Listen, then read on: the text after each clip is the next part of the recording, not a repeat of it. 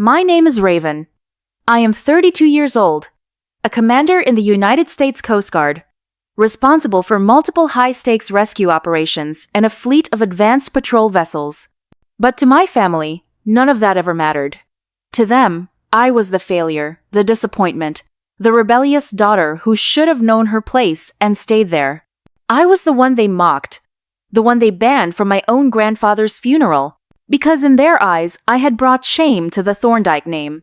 I still remember the biting wind whipping off the Atlantic coast that morning, as I stood outside the old ivy-covered church where they gathered. My family, my blood, the very people who raised me. I wasn't allowed inside. I wasn't wanted. I stood beneath the heavy oak archway, hands clasped behind my back, watching through the leaded glass as they laughed, exchanged hugs, and whispered behind silk gloves. I wasn't invited to grieve. I wasn't allowed to say goodbye, all because I had failed them. At least that's what they told themselves. They had no idea who I really was. No idea what I had done. No idea what was coming. I heard the words as clear as day. My mother's voice, sharp and indignant, carried through the open church doors. Don't let her in.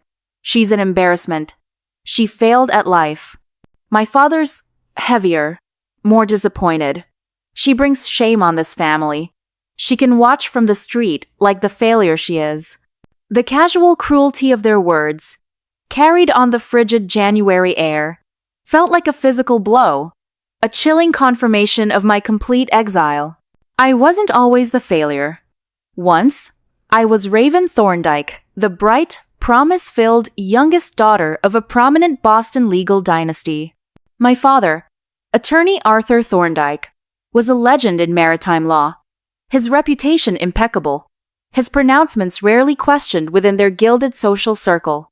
My mother, Eleanor, was a social arbiter, her life a carefully curated calendar of charity galas, exclusive country club luncheons, and philanthropic boards, all designed to maintain and elevate the family standing.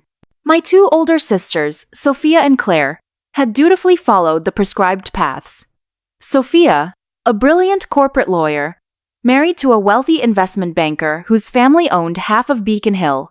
Claire, a sharp and ambitious rising star in luxury real estate, engaged to a senator's son with political aspirations of her own.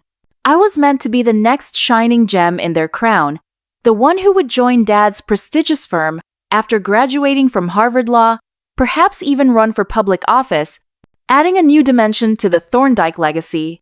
My future was mapped out, etched in stone, complete with a suitable husband, a grand house, and a life of predictable, respectable opulence.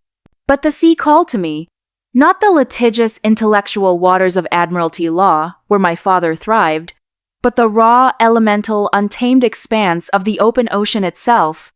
I didn't want to spend my days filing briefs and dissecting contracts. I wanted to feel the salt spray on my face and the roar of the waves beneath a hull. I didn't want to debate legal minutiae. I wanted to rescue those in peril. I didn't want to wear designer silk suits and pearls. I wanted to wear a sturdy wetsuit, a life vest, and the indelible marks of hard, honest work. The thought of a life confined to mahogany boardrooms and polite society felt stifling, like being trapped in a beautiful gilded cage. My soul yearned for the vastness, the unpredictability, the profound sense of purpose that only the sea seemed to offer. I had loved my grandfather, John Thorndyke, dearly. He was the only one who truly understood, the only one who saw beyond the family's rigid expectations.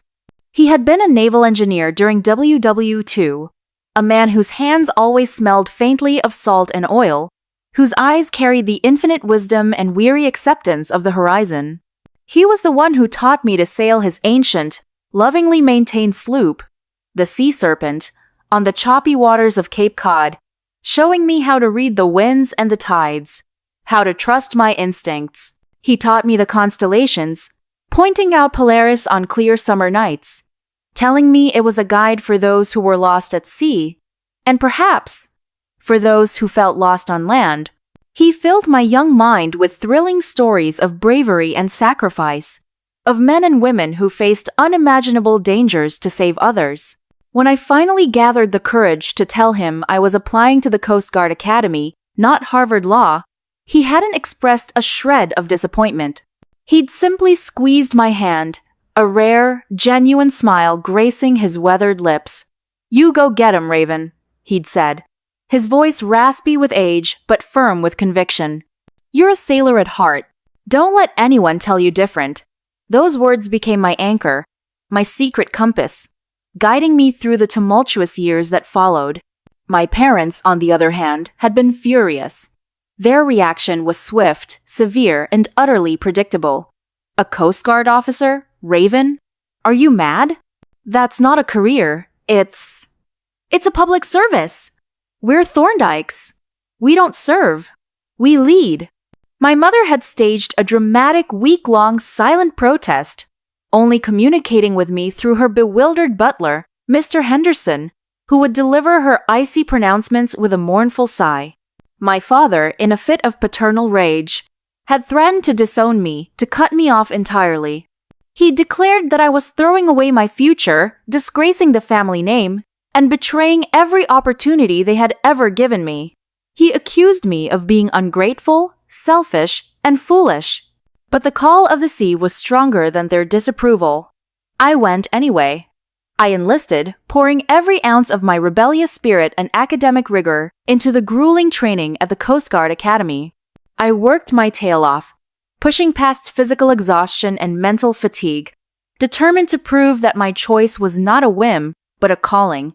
I graduated at the absolute top of my class, not just academically, but in leadership, seamanship, and physical fitness. I was commissioned with honors, and over the next decade, I rose steadily through the ranks, each promotion a quiet, resolute defiance of their fading expectations, a silent testament to my own strength and capability.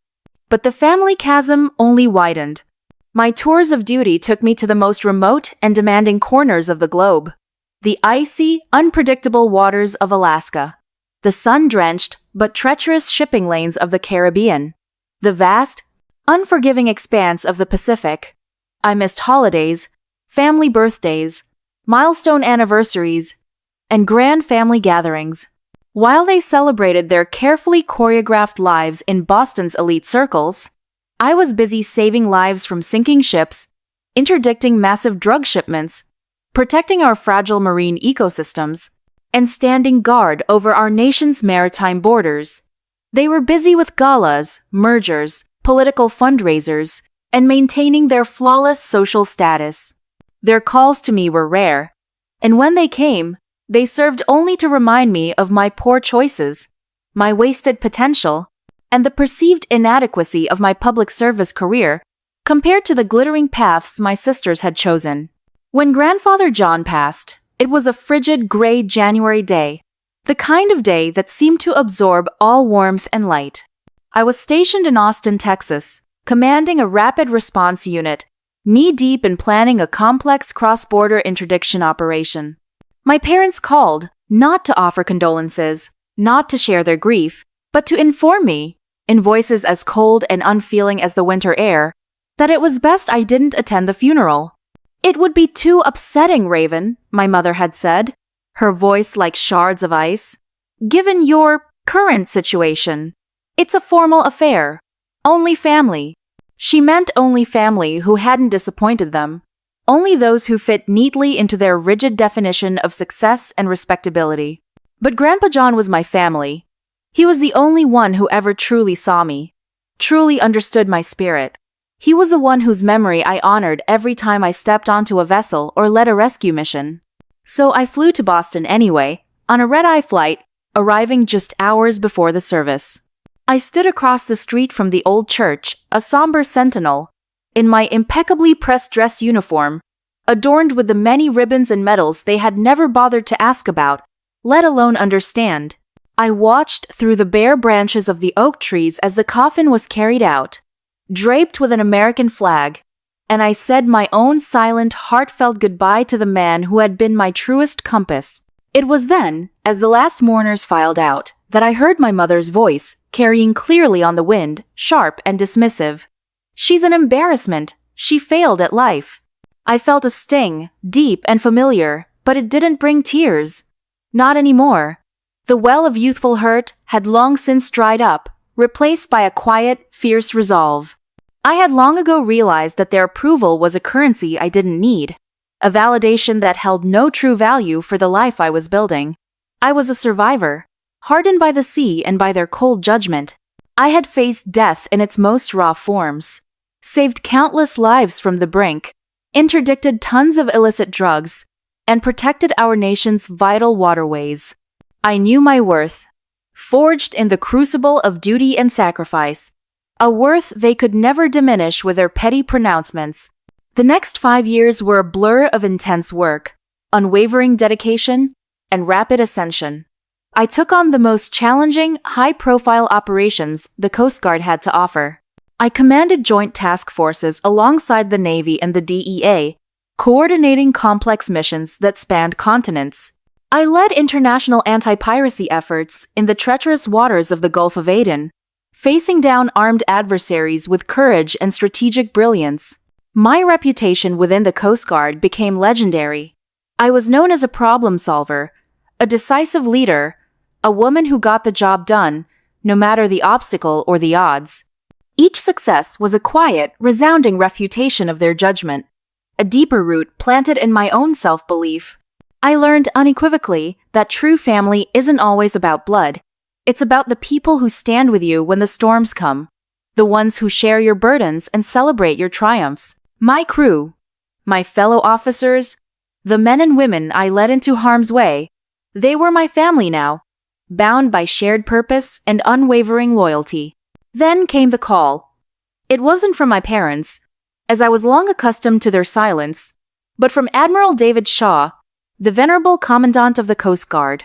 His voice, usually calm and measured, was grave, etched with an urgency that sent a shiver down my spine. "Commander Thorndyke," he began, "we have a situation. A major hurricane, designated Leviathan, a monster Category 5 storm, is slamming into the Florida coast. In its direct path is an offshore oil rig, the Poseidon's Gaze, with over 200 workers aboard, and a colossal cruise ship, the Atlantis Dreamer, carrying nearly 2,000 passengers and crew. Both facilities failed to evacuate in time, trapped by the storm's sudden acceleration and unprecedented intensity. My blood ran cold. This wasn't a routine rescue. This was a potential catastrophe of unprecedented scale. "What's the status, sir?" I asked, my voice steady despite the adrenaline coursing through my veins. "Chaos, Commander. Utter chaos. The Poseidon's Gaze is compromised, structural integrity failing under the relentless pounding of the waves. The Atlantis Dreamer's engines are completely out, dead in the water, adrift and listing precariously. We're talking mass casualties, thousands of lives lost. If we don't act now, and act decisively, I need you. I need your team. Your record. Your ingenuity. Your unwavering calm under pressure. We're trusting you with what will undoubtedly be the most complex, dangerous, and high-profile rescue operation in modern Coast Guard history. You have full command. Get them out." I felt the immense weight of those words, a responsibility that could crush a lesser person, a burden that would buckle the shoulders of many. But I wasn't a lesser person. I was Commander Raven Thorndyke, forged in the fires of adversity, trained for this exact moment. "Consider it done, sir," I replied, my voice firm, resolute, betraying no hint of the storm raging within. For the next 72 hours, I lived and breathed the storm. The mobile command center was a hive of controlled chaos, monitors flickering with satellite imagery, weather data, and ship schematics. I commanded the operation with an almost preternatural calm, my voice steady, my decisions swift and unerring, cutting through the maelstrom of information and fear. I deployed every available asset, our most advanced rescue helicopters, massive cutters, and nimble small boats, pushing them into the teeth of the hurricane's fury. I made split-second calls that meant the literal difference between life and death, authorizing unprecedented maneuvers, rerouting critical resources, and devising innovative extraction methods for the oil rig workers trapped on their crumbling platform. I coordinated seamlessly with international partners to secure additional aid and navigated the crippled cruise ship through treacherous, hurricane-ravaged waters using only fragmentary satellite imagery, and my incredible seamanship, guided by a gut instinct honed over years on the ocean. There were moments of terrifying doubt, moments when the sheer scale of the disaster threatened to overwhelm. A rescue helicopter, buffeted by unimaginable crosswinds, almost went down, its pilot screaming into the radio as control slipped away. A cutter, battered by rogue waves the size of buildings, lost power, adrift, and vulnerable. But my training, my vast experience, and the unwavering loyalty and bravery of my crew carried us through. We pushed past the limits of endurance, facing down the impossible. We lost no lives. Not a single one. 2,473 people were brought to safety, rescued from the very maw of the hurricane. It was, by every measure, a miracle. The nation rejoiced. The media, which had been speculating about a disaster of epic proportions, a modern-day Titanic, now hailed the Coast Guard as heroes, their headlines screaming about the impossible rescue. And the face of that heroism, the steady voice behind the impossible success, was mine, Commander Raven Thorndyke. I wasn't prepared for the ensuing publicity. It was a tsunami.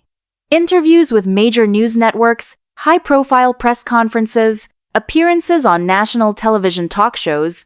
My face, which my family had once deemed an embarrassment, a stain on their pristine reputation, was now on every screen, in every newspaper.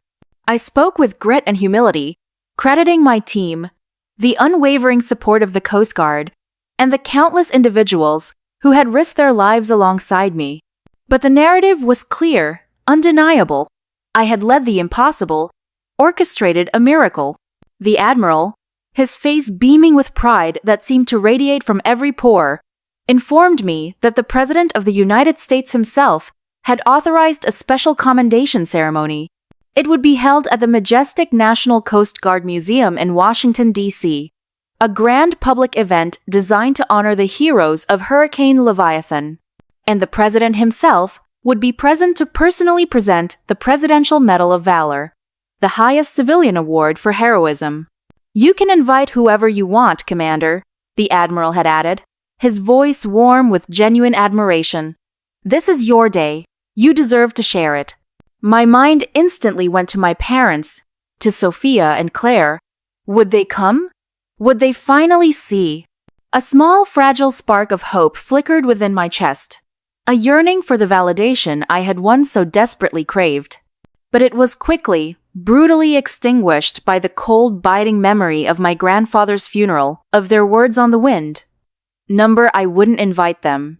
I wouldn't give them the chance to refuse, to dismiss my achievement yet again, or, worse, to attend and then subtly diminish my triumph. This was for me, and for Grandpa John. This was my victory, hard-won and entirely my own. The day of the ceremony dawned clear and bright, a crisp autumn day in the nation's capital. The National Coast Guard Museum was packed to capacity, buzzing with anticipation. Journalists with their cameras and microphones, senators in their tailored suits, high-ranking military officials from every branch, and hundreds of Coast Guard personnel in their immaculate uniforms filled the Great Hall.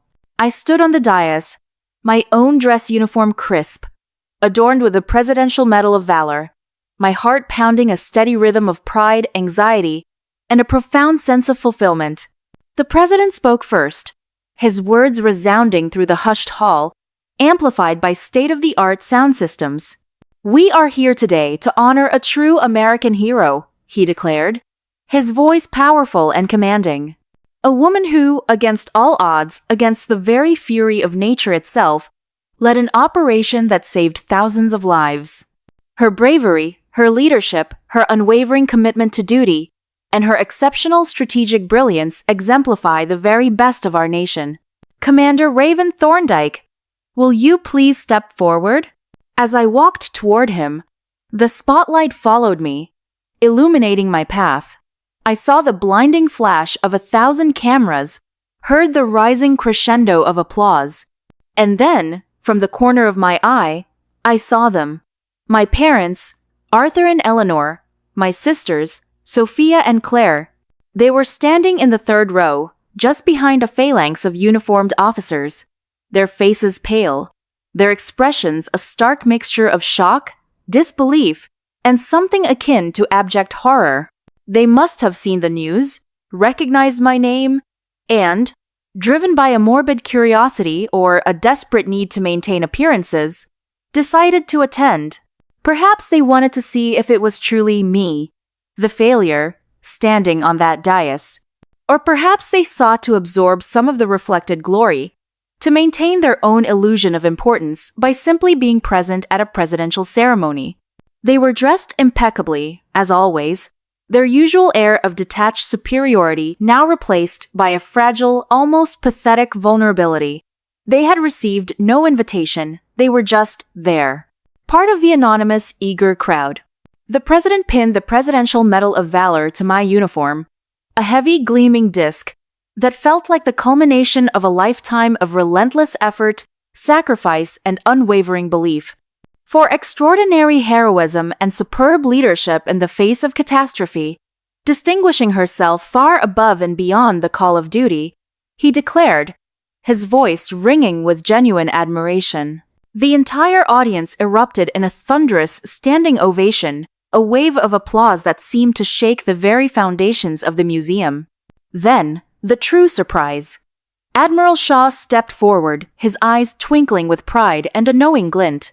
And now, Commander Thorndyke, he announced, his voice booming over the still applauding crowd, for your truly incredible service, your unparalleled leadership, and your profound impact on the safety and security of our nation, the Commandant and the Joint Chiefs of Staff have authorized a special, unprecedented tribute.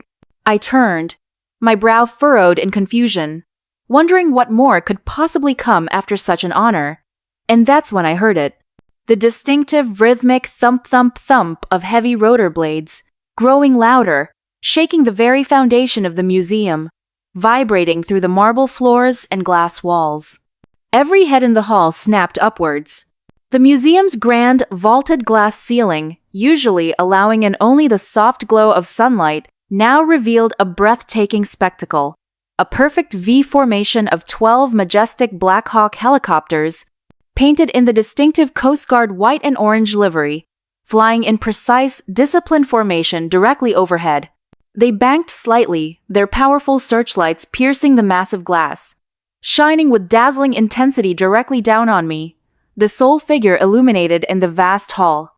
And then, over the powerful loudspeakers, cutting through the roar of the rotors, came the unmistakable, resonant voice of a lead pilot, crackling with a profound mix of respect and pride. Commander, ma'am, we salute you. The sound was deafening, primal, and utterly awe-inspiring. The visual was breathtaking. A moment suspended in time. A collective gasp went through the crowd, followed by a renewed, even more fervent wave of applause. My family's faces, which had been pale with shock, were now ashen, drained of all color. They had banned me from Grandpa John's funeral, where even a simple, dignified military honor guard for a WWI veteran would have been considered an imposition. Too much of a public display. Now I stood bathed in the light of a presidential commendation, a living symbol of national heroism. With a magnificent flight of 12 Black Hawks, each representing immense power and capability, executing a breathtaking flyover, their pilots saluting me. The sheer scale of it, the undeniable public grandeur of this tribute, was a stunning, irrefutable rebuke to every dismissive word they had ever uttered, every casual slight, every act of cold rejection. The ceremony concluded amidst a flurry of activity. I shook hands with the president, his grip firm and sincere, accepted congratulations from countless dignitaries, senators, and military brass. My feet felt light, almost weightless, my heart full to bursting with a profound sense of accomplishment and pride. I looked across the room, towards where I had last seen my parents and sisters. They were attempting, rather clumsily, to recede into the anonymity of the departing crowd, their heads bowed, their shoulders slumped. I knew they wanted nothing more than to disappear, to vanish from the glare of the public eye. I knew they were humiliated, their carefully constructed world of Thorndike superiority crumbling around them. But amidst their shame, I also caught a fleeting glimpse of something else in their eyes, a dazzling, confused awe, mixed with an undeniable, if reluctant, spark of something that might have been pride. I could have let them go. I could have turned my back, just as they had done to me all those years ago, allowing them to retreat into their self-imposed oblivion. But Grandpa John had taught me about grace, about true leadership. And true leadership, I believed, wasn't about crushing your enemies or reveling in their downfall. It was about lifting those who had fallen, even if they were your own blood, even if they had once tried to tear you down. It was about showing them, not through words, but through action, the path to something better. I walked toward them, my Presidential Medal of Valor glinting on my chest, the distant, fading sound of the Black Hawks still echoing like a powerful reverberation in the Grand Hall. My parents stiffened, like deer caught in headlights, their faces still etched with disbelief. Sophia and Claire looked away, unable to meet my gaze, their expressions betraying a mixture of embarrassment and a grudging, reluctant respect. "Mom, Dad, Sophia, Claire," I said, my voice calm, resonant with the authority I had earned, yet softened with something akin to pity for their obvious discomfort. "Thank you for coming." My mother's lips trembled, her usual poise utterly shattered. "Raven? We didn't realize," she stammered, her voice a fragile whisper. "You didn't," I agreed, a faint, melancholic smile playing on my lips. "But it's okay." I reached out, not to offer a forced hug, but to gently place a hand on my mother's arm, a gesture of quiet acknowledgement. Grandpa John would have been proud. That was all I said. I didn't rub it in. I didn't boast.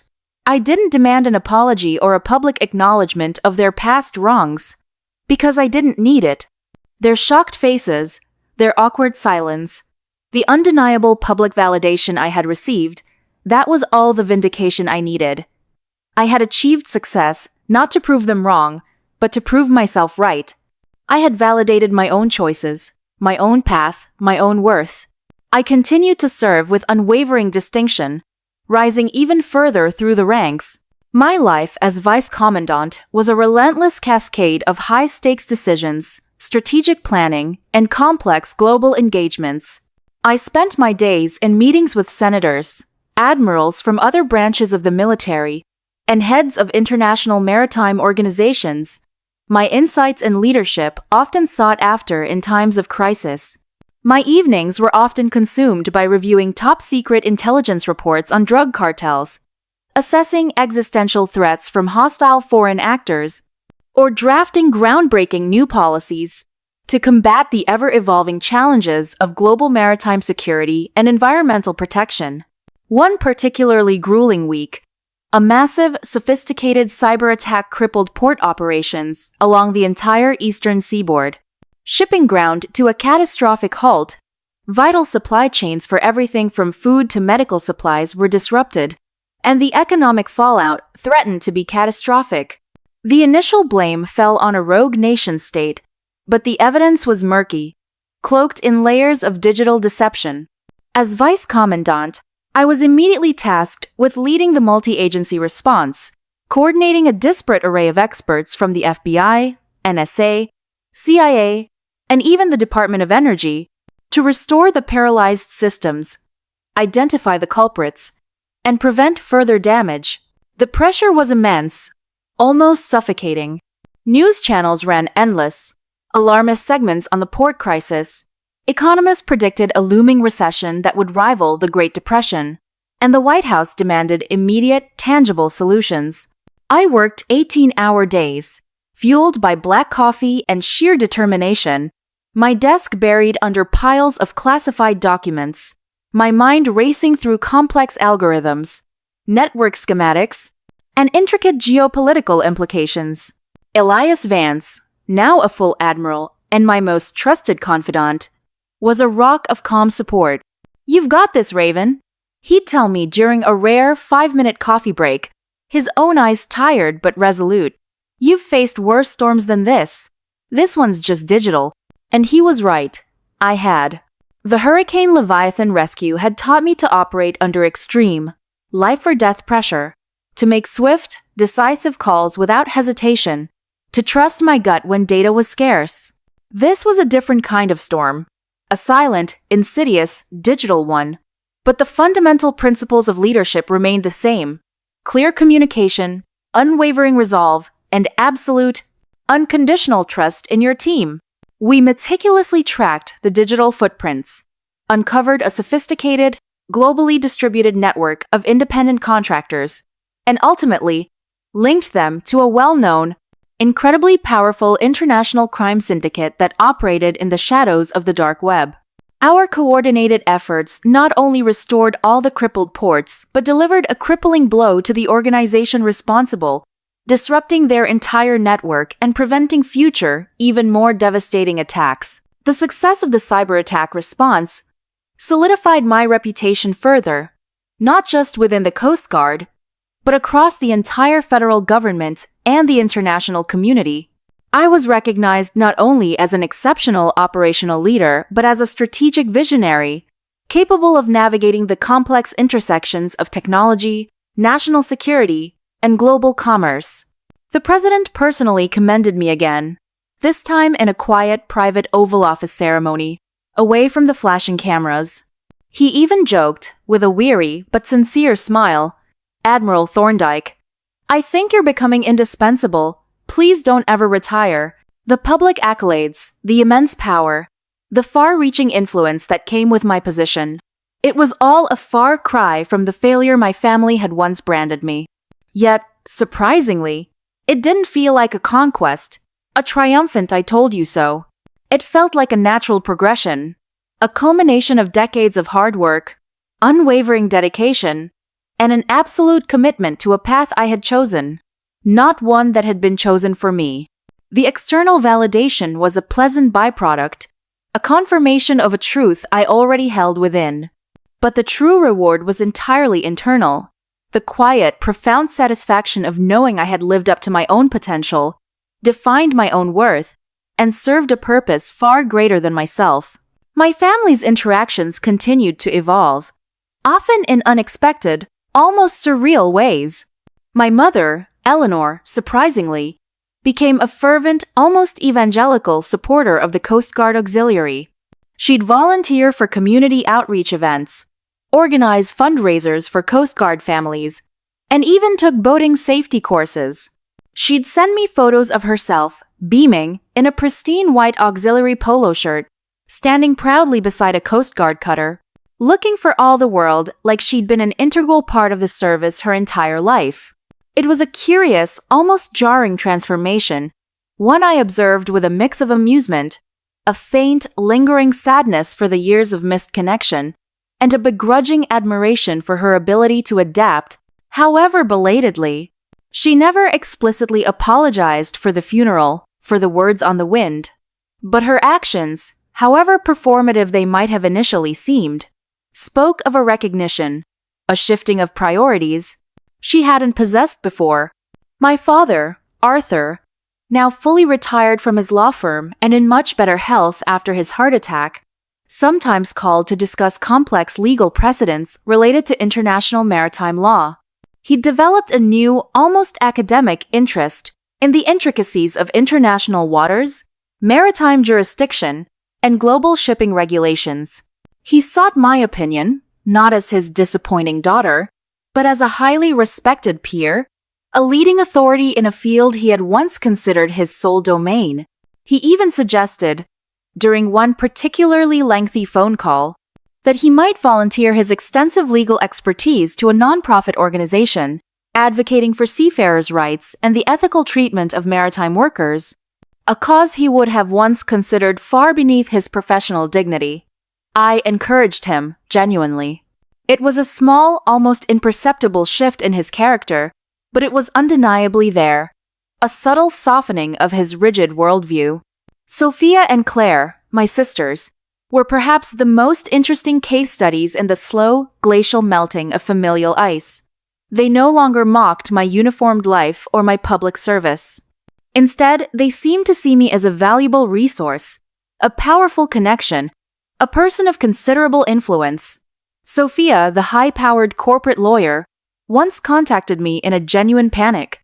Her prestigious firm was representing a major international shipping conglomerate facing a devastating environmental lawsuit after a catastrophic chemical spill in the Gulf of Mexico. The legal and public relations nightmare threatened to not only ruin the company, but potentially derail her own high-flying career. "Raven," she pleaded over the phone, her voice uncharacteristically frantic, stripped of its usual polished confidence. "I know you're impossibly busy, but could you just, unofficially, give me some insight? What would the Coast Guard prioritize in a situation like this? How do we even begin to mitigate the damage? We're drowning here." I listened, calmly, professionally. I didn't offer to compromise any regulations, to pull any strings, or to break any ethical codes. But I did offer her a candid, expert assessment of the Coast Guard's rigorous environmental response protocols, the critical steps they'd need to take to demonstrate genuine accountability and commitment to remediation, and the paramount importance of transparent, honest communication with the affected communities. I gave her the practical, operational perspective she couldn't possibly get from a law book or a courtroom. She was visibly, profoundly relieved. "Thank you, Raven. Thank you so much. You really know your stuff. This is invaluable." It was a small victory, not for me, but for the principle of what I stood for the validity of the life I had chosen. I wasn't just Raven, the failure anymore. I was Admiral Thorndyke, the expert, the authority, the one who knows how things really work. Claire, the luxury real estate mogul, tried a slightly different, more overtly self-serving approach. She invited me to a lavish Hamptons charity event, one of those exclusive invitation-only gatherings where power brokers mingled with celebrities and fortunes changed hands over champagne and canapés. "It's for a wonderful marine conservation charity." Raven, she cooed over the phone, her voice dripping with practiced charm. "And everyone who's anyone will be there. It would be such an honor if you'd come. You could even say a few words about the Coast Guard's crucial work in protecting our oceans. Think of the exposure for a good cause." I knew exactly what it was. An opportunity for her to bask in my reflected glory, to elevate her own social standing by being seen with a 4-star admiral. The old Raven, the hurt, indignant Raven, might have scoffed, might have refused outright, might have delivered a scathing rebuke, but the new Raven, the admiral, saw an opportunity, not for personal gain, but for the Coast Guard, for the causes I deeply believed in. I attended the gala, impeccable in my dress uniform, the 4 stars gleaming on my shoulders. I navigated the opulent ballroom, shaking hands, exchanging pleasantries, radiating a quiet authority that transcended the superficiality of the event.